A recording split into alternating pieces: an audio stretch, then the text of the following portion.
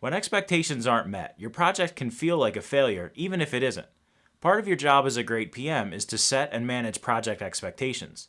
In this video, digital project management consultant, writer, and speaker Brett Harned will show you how to effectively set and manage your project expectations. Brett is a digital project management consultant who focuses on solving issues that are important to organizations who want to produce quality digital projects in harmony. Good project managers set expectations from day one. And in this presentation, we're going to talk about how you can set better expectations on scope, timeline and process, and project communications. So let's get started. First, let's talk about defining your scope. All of your project expectations start here, so make sure everyone is aware of that. And you should never work without a scope.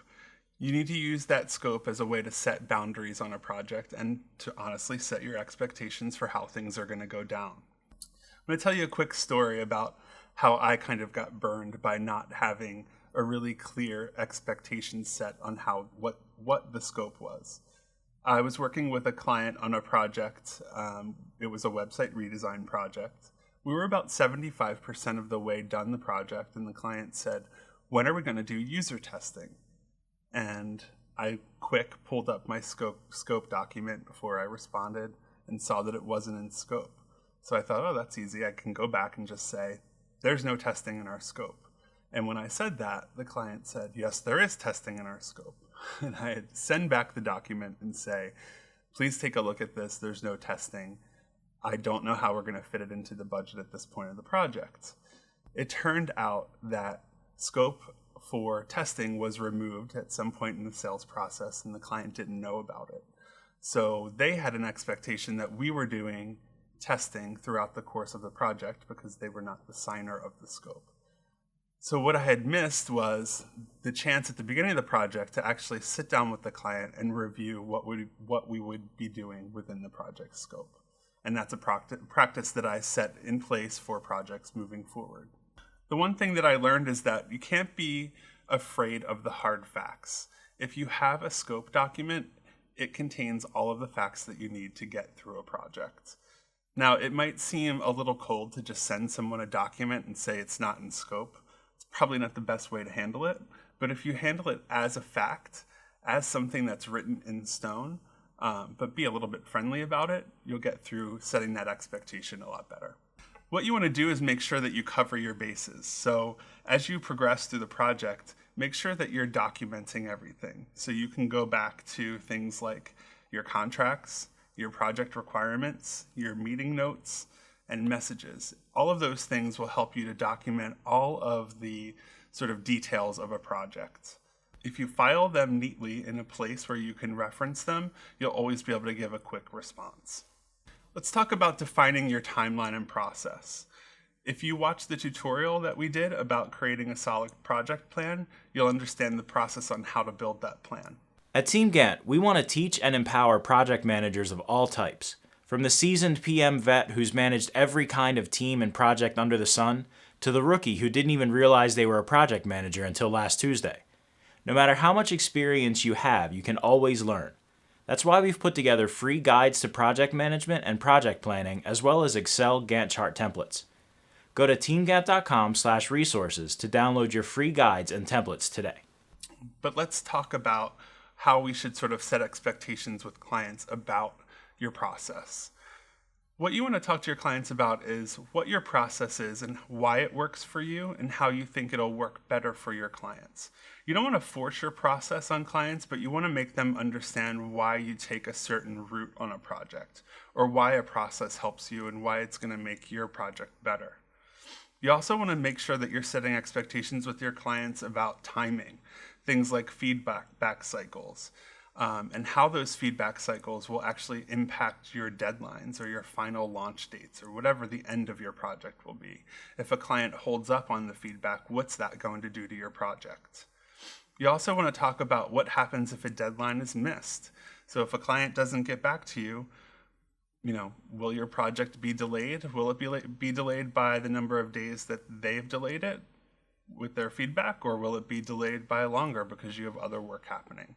Those are all things you want to take into consideration. Here are some clauses you can use in your contracts or early on projects to sort of help yourself set some expectations on your projects. Work will begin within 2 weeks of signing the contract. That's a clause that can help you set the expectation on how long it's going to take you to start work. Sometimes clients sign a contract and expect you to start immediately. Sometimes that's possible, sometimes it's not. So if you set the expectation early, they'll understand if you need to delay. Next, 1 day missed by the client does not equal 1 day made up by the team.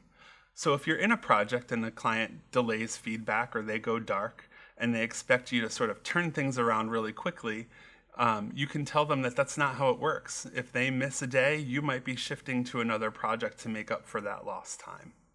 Next is, we schedule around other projects and need to make sure our team is focused on one deliverable at a time. This will help your clients understand how your team works and how their work or their project actually fits in with your overall schedule. Next, if you go silent for more than 1 week, we'll put the project on hold. This might seem a little extreme, but if you set the expectation early, that's going to give your clients a little bit more drive to actually hold to their deadlines. If they ever hear that their project's going to go on hold, they'll probably freak out and make sure that they meet their deadlines. The best thing that you can do is think about possible issues and squash them. You don't have to use the clauses that I just went through, but think about the issues that you face on your projects and put those things out there early on and set the expectations for how you expect the project to be run. The best thing that you can do as a PM is to set the expectations, get potential issues out in the air early on before they happen, and then you can resolve them in a sort of a peaceful way. Next, we're going to talk about setting communications expectations. So as a team, you want to talk about how you're going to communicate. So number one, you want to determine who the central points of contact are. Generally, a project manager is a central point of contact for the team, but your client, if you're working with a client, will also want to have a central point of contact so that you can make sure that you're both facilitating conversation about the project on both sides of the fence. You'll want to talk about how you're going to handle email or messaging. Are you using an application to send messages? Are you using email, and should certain people be copied? How do you want that to work out? Also talk about instant messenger. Some clients like to be able to have quick access to you. I personally don't love having clients on instant messenger because that means that I have to stop everything that I'm doing to make sure that I'm getting back to them. But if I do sign them on to my instant messenger, I make sure that I set the expectation that I might not be getting back to them immediately, so the messaging might not be so instant. Next is weekly calls and meetings. Make sure that you talk about how you're going to communicate about the progress of the project. As a team, you might meet daily or weekly. With clients, you might meet daily, twice weekly. It just depends on what's comfortable for you and your clients. The next thing you want to talk about is how your work will be presented. Are you working remotely? Will you present by phone? Do you want to be in person? Who needs to be in those meetings? There are a lot of details to sort out, but if you talk about those things early on, you'll set yourselves up for better presentations and better outcomes. Team Gantt is web-based project scheduling made simple and beautiful. And because it's cloud-based, there's no software to install and your data is automatically backed up. You can draw each step of your plan on a timeline so everyone on your team can see which tasks are assigned to them and when they need to be completed. And Team Gantt is built to be collaborative, so you can have conversations with your team, upload project-related files, and see the entire task history all in one place. You can even see how busy your team is so you can manage their time better. Go to teamgantt.com/signup to create your free account today. Let's talk about conducting status meetings. First, I want to talk about how you can conduct status meetings with your team. So, communicating with your team can help you in a few ways. First, you can know who is busy, who can help with tasks. You can identify potential risks on projects, like potentially missed deadlines or missing information. You can gauge the overall team morale, and you can resolve issues quickly. On top of that, having a status meeting with your team is a really good way of getting to know them and to sort of get to know each other as a team. I also want to talk about status meetings with clients. I think it's really important to have at least a weekly status report and follow-up call with your clients. The reason I think it's important to at least have a status report is so that you're putting the information out there so that everyone knows what's happening on the project. I like to do a call because it reinforces the fact that somebody has actually received and heard that status report. It's really easy for anyone, clients or the team, to ignore a written status report. So hop on the phone for 15 minutes just to talk through it. And it's also your chance to build a relationship. A typical status report can include the following info. You can talk about what happened last week. So that could be any of the deadlines, milestones, or major conversations. What's happening this week, so what's coming to them this week, what meetings you have, conversations, and then what's happening next week as well.